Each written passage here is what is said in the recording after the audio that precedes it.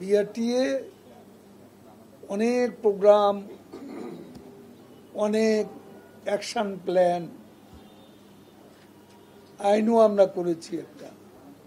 তারপর রেজাল্ট কি? আমার রেজাল্ট তো তিনটা দরকার। একটা হলো যানজট মুক্ত, আর একটা হলো দুর্ঘটনা নিয়ন্ত্রিত। দুর্ঘটনা বন্ধ হবে না, পৃথিবীর কোনো দেশে বন্ধ হবে না। এটা যানজটও নিয়ন্ত্রণ করা যায়। যানজটও একেবারে কোনো দেশে নেই, এটা না, সব দেশেই আছে।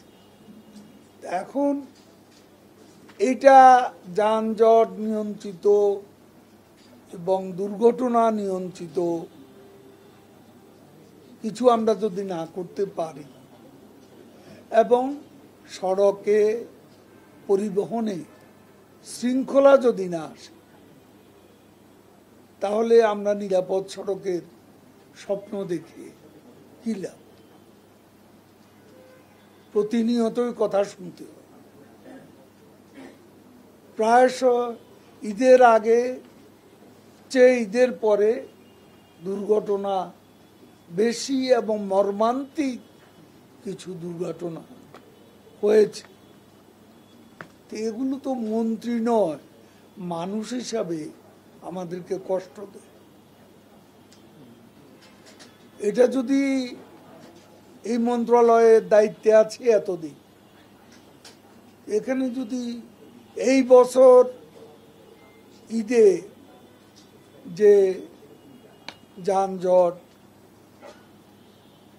এবং দুর্ঘটনা আগামী বছর এর চেয়ে কম হবে, সেটি তো টার্গেট হওয়া উচিত।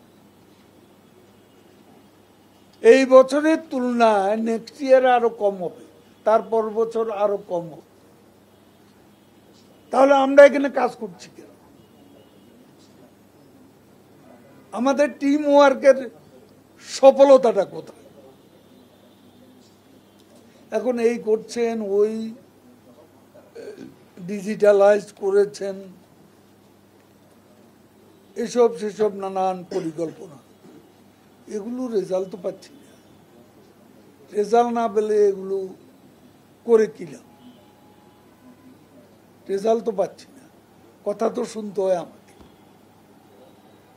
বিআরটিএ চেয়ারম্যানকে তো কেউ কিছু বলে না। এত রাস্তা বাংলাদেশে সীমান্ত এলাকা পর্যন্ত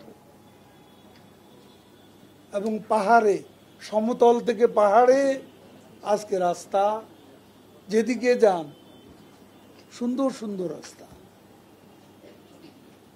এত রাস্তা হওয়ার পরও শৃঙ্খলা আসে না কেন?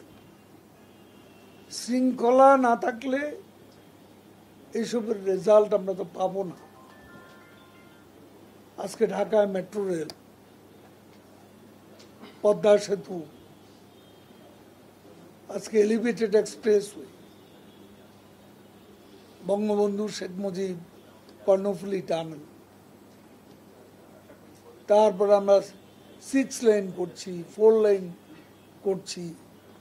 এগুলোর সুফলটা তো আমাদের পেতে হবে।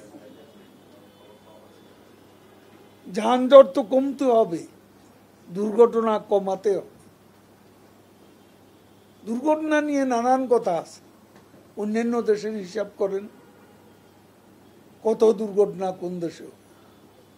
আজকে সৌদি আরব আর যদি আবুধাবিতে দুর্ঘটনা 150-200 লোক মারা যায়, সেটা নিয়ে কিন্তু কোনো উচ্চবাচ্য ওইসব দেশে হয় না। আমাদের এখানে ক্যাজুয়ালিটিটা বেশি হচ্ছে।